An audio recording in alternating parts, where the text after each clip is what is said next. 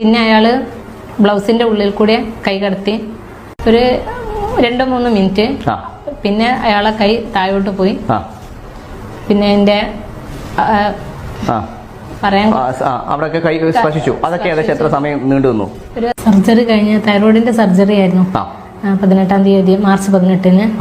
അന്ന് അത് സർജറി കഴിഞ്ഞ ഒരു സർജറി കഴിഞ്ഞ ഒരു ഹോസ്പിറ്റലിൽ കിടക്കുന്ന സമയത്ത് അതേ ഹോസ്പിറ്റലിലെ ഒരു സ്റ്റാഫിൽ നിന്നും ലൈംഗിക ഉപദ്രവം നേരിടുന്നതിനെ കുറിച്ച് നിങ്ങൾക്ക് ചിന്തിക്കാൻ കഴിയുമോ? ഇങ്ങനെ ഒരു അനുഭവം ഉണ്ടായെന്നും പുറം ലോകത്തോട് വിളിച്ചു പറഞ്ഞപ്പോൾ പലരും അത് വിശ്വസിക്കാതിരിക്കുകയും പകരം നിങ്ങളെ വിക്ടിം ബ്ലെയിം ചെയ്യുകയും ചെയ്യുമ്പോൾ ഉണ്ടാകുന്ന മാനസികാവസ്ഥയെ കുറിച്ച് നിങ്ങൾക്ക് ഊഹിക്കാൻ സാധിക്കുമോ? ആർക്കും അധികം പോകാൻ ഇഷ്ടമില്ലാത്ത സ്ഥലമാണ് ഈ ആശുപത്രികളെന്ന് ഞാൻ പ്രത്യേകം പറഞ്ഞതിന്റെ ആവശ്യമില്ലല്ലോ. ഏറ്റവും ബുദ്ധിമുട്ടേറിയാൽ മാത്രമേ നമ്മളൊക്കെ ആശുപത്രിയിൽ പോകാറുള്ളൂ അല്ലെ? അസുഖവും ആശുപത്രി വാസവും ഒക്കെ അനുഭവിക്കാത്തവരായി ആരും ഉണ്ടാവില്ല. അതുകൊണ്ട് തന്നെ അതിന്റേതായ ബുദ്ധിമുട്ടുകളെ കുറിച്ച് ഞാൻ പ്രത്യേകിച്ച് പറയേണ്ട ആവശ്യമില്ലല്ലോ.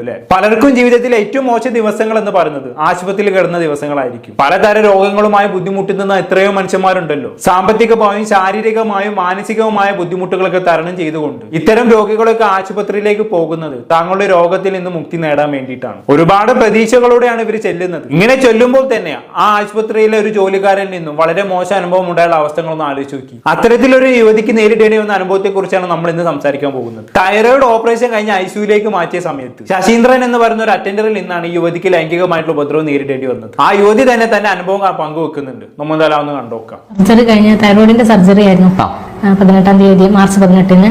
അന്ന് അത് സർജറി കഴിഞ്ഞ ഉടനെ എന്നെ ഓപ്പറേഷൻ തിയേറ്ററിൽ നിന്ന് മാറ്റി ബോധം തെളിഞ്ഞപ്പോ അപ്പൊ കൊണ്ടുവന്നത് ഒരു അറ്റൻഡർ ആയിരുന്നു. ശശീന്ദ്രൻ എന്ന് പറഞ്ഞ ആളായിരുന്നു. അയാൾ തനിച്ചായിരുന്നു പുറത്തേക്ക് കൊണ്ടുവന്നത്. പുറത്ത് എന്റെ ഭർത്താവും സഹോദരി ഉണ്ടായിരുന്നു. അതായത് ഓപ്പറേഷൻ കഴിഞ്ഞ് അനസ്തേഷ്യ കൊടുത്ത് ഓപ്പറേഷൻ കഴിഞ്ഞതിന് ശേഷമാണ് നിങ്ങളെ കൊണ്ടുവരുന്നത്. അതെ അതെ. അപ്പോൾ അവിടെ നിന്ന് പിന്നെ 3 പേരും കൂടി എന്നെ ഐസിയിലേക്ക് കൊണ്ടുവന്നു. ഐസിയിൽ ഡോറിന്റെ അടുത്തെത്തിയപ്പോൾ അവരോട് പറഞ്ഞു ഇനി അകത്തേക്ക് പ്രവേശിക്കരുത്, ഞാൻ ഒറ്റക്ക് കൊണ്ടുപോയിക്കൊള്ളാന്ന് പറഞ്ഞു. ഈ ശശീന്ദ്രൻ എന്ന് പറഞ്ഞ ആൾ മാത്രം അങ്ങനെ അവരെ ഉള്ളിലേക്ക് കൊണ്ടുവന്നു. പിന്നെ എന്നെ അവിടെ കിടത്തി, ബെഡിൽ കിടത്തി. ബെഡ് പുറത്തേക്ക് കൊണ്ടുവന്നിട്ടാണ് അവിടെ നിന്ന് ഷിഫ്റ്റ് ചെയ്തിട്ട് ബെഡോടൊക്കെ അങ്ങോട്ട് കൊണ്ടുവന്നായിരുന്നു. ഐസിന്ന് ബെഡ് എടുത്തിട്ട് അപ്പൊ അങ്ങനെ കൊണ്ടുവന്ന് അതൊക്കെ റെഡിയാക്കി. അപ്പൊ തൈറോയിഡിന് ഇവിടെ ഒരു ട്യൂബ് ഉണ്ടാവും കഴുത്തില്. ആ ട്യൂബ് അതൊക്കെ ഫിറ്റ് ചെയ്തു. അപ്പൊ അതിങ്ങനെ ഡ്രസ്സിന്റെ മുകളിൽ കൂടി അയാള് കൈ പരതി. അപ്പൊ ഞാൻ വിചാരിച്ചു എന്താ ട്യൂബ് വേറെ ട്യൂബ് ഉണ്ടോ നോക്കാന്ന് വിചാരിച്ചു. നിങ്ങളെ ഇപ്പൊ എടുത്തു കിടത്താൻ വന്ന ആളെ അല്ലെങ്കിൽ നിങ്ങളെ ഐസിയുവിൽ നിന്ന് ചേഞ്ച് ചെയ്യാൻ വേണ്ടി വന്ന ശശീന്ദ്രനാണ് നിങ്ങളെ ശരീരം സ്പർശിച്ചത് ശരിക്കും. അങ്ങനെ പിന്നെ അയാള് ബ്ലൗസിന്റെ ഉള്ളിൽ കൂടെ കൈ കടത്തി. അപ്പൊ ഞാൻ ചോദിക്കുന്നത് ഈ ബ്ലൗസിന്റെ ഉള്ളിൽ കൂടെ എന്ന് പറയുമ്പോൾ ശരിക്കും ആശുപത്രിയിൽ ശരിക്കും പ്രത്യേക തരം ഡ്രസ്സാണ് പച്ച കളർ ഷർട്ട് അല്ല വെള്ള തുണിയും വെള്ള ബ്ലൗസും. ഓക്കെ, അത് പല ഹോസ്പിറ്റലിലും പല വ്യത്യാസം ഉണ്ടാവും. അപ്പൊ ഞാൻ ചോദിക്കുന്നത് വെള്ള തുണിയാണ് ഇട്ടത്. തുണിയുടെ മുകളിലൂടെ അല്ലാതെ ഉൾവശത്തൂടെ. അപ്പൊ നിങ്ങളുടെ അവസ്ഥ എന്തായിരുന്നു? എനിക്ക് കണ്ണ് തുറക്കാം, പക്ഷെ കണ്ണ് ചെറുതായിട്ട് തുറക്കാൻ പറ്റില്ലായിരുന്നു. കൈകാലം ഒന്നും ചലിപ്പിക്കാനോ സംസാരിക്കാനോ കഴിയില്ലായിരുന്നു. പ്രതികരിക്കാൻ കഴിയില്ല, ഒന്നിനും പ്രതികരിക്കാൻ കഴിയുന്നില്ല.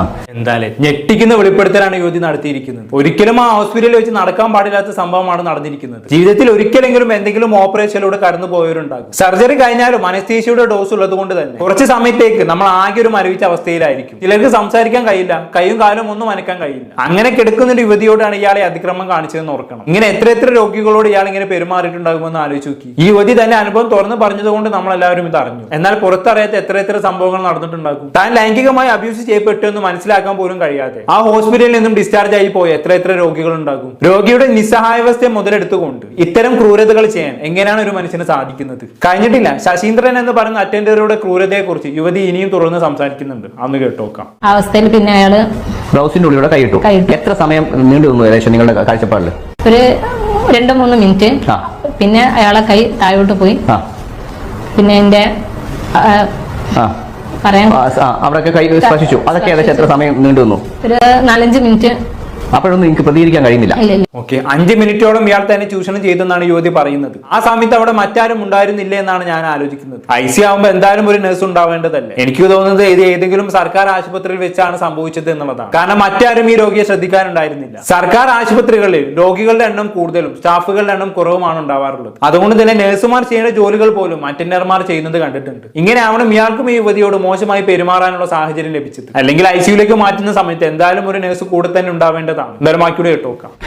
നിങ്ങൾ പ്രതികരിക്കാൻ ശ്രമിച്ചായിരുന്നോ? നിങ്ങൾ ഇല്ല ഒന്നിനും കയ്യില്ല, കൈ പൊന്തുന്നില്ലായിരുന്നു. മണിക്കൂർ കഴിഞ്ഞിട്ടാണ് കൈ ഒന്ന് ചലിപ്പിക്കാൻ കഴിഞ്ഞത്. എനിക്ക് ബോധമുണ്ട്, ബോധം വളരെ ക്ലിയർ ആയിട്ടുണ്ട്. ആ ബോധമുണ്ട് എന്നുള്ള ധാരണ അദ്ദേഹത്തിന് ചിലപ്പം അനസ്തേഷ്യ കൊടുത്ത അബോധാവസ്ഥയിലായിരിക്കും എന്നുള്ള തോന്നലുകൊണ്ടായിരിക്കും ഇത്തരം പ്രവൃത്തി ചെയ്തിട്ടുണ്ടാവും. അതെ, അവര് പുറത്തുനിന്ന് എന്റെ സഹോദരിയോട് പറഞ്ഞിരുന്നു, അവർക്കിപ്പോൾ ഒന്നും അറിയില്ല, നമ്മൾ എന്ത് ചെയ്തിട്ടുണ്ടെങ്കിലും പറഞ്ഞാലും അവരൊന്നും അറിയില്ല, കുറെ മണിക്കൂറുകൾ കഴിഞ്ഞിട്ട് അവർക്ക് എന്തെങ്കിലും അറിയുള്ളൂ എന്ന് പറഞ്ഞിരുന്നു. അപ്പോ അയാള് സ്ഥിരമായിട്ട് ചെയ്യുന്ന ആളായിരിക്കും, അതാണ് അവർക്ക് മനസ്സിലാവുന്നത്. ഇത്ര ടൈം ഒരാൾക്ക് അനസ്തേഷ്യ കൊടുത്തിട്ടുണ്ടെങ്കിൽ ഇത്ര സമയത്തേക്കൊന്നും അറിയില്ലെന്ന്. പക്ഷെ എനിക്ക് വേഗം അതെ, ഇത് ഇയാളുടെ സ്ഥിരം പരിപാടിയാണ് എന്നതിൽ യാതൊരു സംശയവും വേണ്ട. ഐസിയിൽ കിടക്കുന്ന രോഗികൾക്ക് മിക്കവാറും തിരിച്ച് പ്രതികരിക്കാൻ കഴിയില്ലല്ലോ. അങ്ങനെയുള്ള രോഗികളെ തന്നെ ഇയാൾ തെരഞ്ഞെടുത്തു എന്നുള്ളതാണ്. അനസ്തേഷ്യ കൊടുത്തത് കൊണ്ട് തന്നെ രോഗി ഒന്നും അറിയില്ല എന്നുള്ള ധൈര്യത്തിലാണ് ഇയാൾ ഈ വൃത്തികേടുകളൊക്കെ ചെയ്യുന്നത്. എന്നാലും സർജറി കഴിഞ്ഞ് വരുന്ന ഒരു രോഗിയോടൊക്കെ എങ്ങനെയൊക്കെ പെരുമാറാന്ന് പറഞ്ഞാൽ എന്തൊരു ക്രൂരനായിട്ടുള്ള മനുഷ്യനായിരിക്കും അയാളെന്ന് ആലോചിച്ച് നോക്കൂ. അല്ലെ, ഡെഡ് ബോഡിയിൽ പോലും ലൈംഗികത കണ്ടെത്തുന്ന മനുഷ്യർ നമുക്കിടയിലുണ്ട്, അത് വേറെ കാര്യം.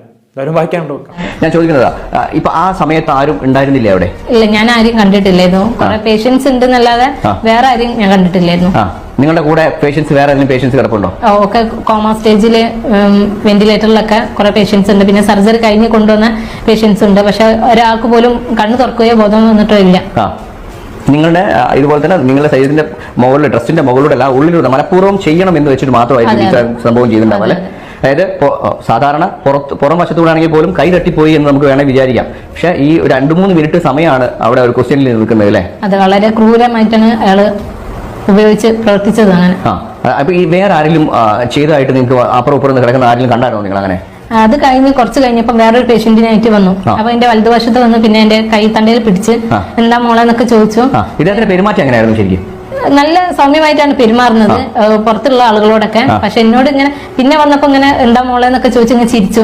അപ്പൊ ഞാൻ പേടിച്ച് ഒന്ന് സംസാരിക്കാൻ പ്രതികരിച്ചു. എല്ലാവരോടും വളരെ സൗമ്യമായി പെരുമാറുന്ന വ്യക്തിയാണ് ഇയാളെന്നുള്ളതാണ് യുവതി പറയുന്നത്.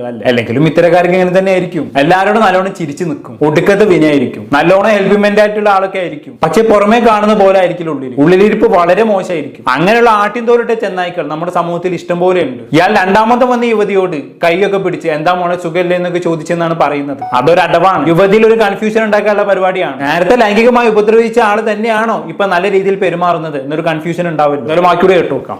കഴിയില്ലല്ലോ. പിന്നെ അയാള് പുറത്തേക്ക് പോയി പിന്നെ വേറൊരു പേഷ്യന്റിനായിട്ട് വന്ന് എന്റെ ഓപ്പോസിറ്റ് സൈഡില് ലാസ്റ്റിലേക്കായിരുന്നു. അപ്പൊ എനിക്ക് കാണാം, അങ്ങനെ ഇവിടുന്ന് നോക്കിയാൽ ഞാൻ കാണാം രോഗി കിടക്കുന്നത്. അപ്പൊ അപ്പോഴേക്ക് ഞാൻ ഈ സിസ്റ്റർ അടുത്ത രോഗിന്റെ അടുത്തുണ്ടായിരുന്നു. അപ്പൊ എനിക്ക് സംസാരിക്കാൻ കഴിയാത്തതിനോട് ഞാൻ കൈ പിടിച്ച് വിളിച്ചു. അപ്പൊ അവരോട് ഇങ്ങനെ ഞാൻ ആംഗ്യ ഭാഷയിൽ പറഞ്ഞു. അപ്പൊ അവര് വേഗം പോയി അങ്ങോട്ട് അയാളെ അടുത്തേക്ക് പോയപ്പോ അയാള് ആളിങ്ങനെ ഡ്രസ്സ് എന്റെ തുണി മാറ്റം എന്തോ ആണ്. അപ്പൊ ഈ സിസ്റ്റർ ചോദിക്കുന്നത് ഞാൻ കേട്ടു, നിങ്ങൾ എന്താ അവരെ തുണി മാറ്റം? അല്ല, ഞാൻ ട്യൂബ് ഉണ്ടോ എന്നുള്ളത് പരിശോധിക്കുകയാണെന്ന് അയാൾ പറഞ്ഞു ചെയ്തു. അതെ, ഈ സിസ്റ്റർ ചോദിക്കുന്നതാണ് കേട്ടത്, നിങ്ങൾ എന്തിനാ അവരെ തുണി മാറ്റിയതെന്ന്.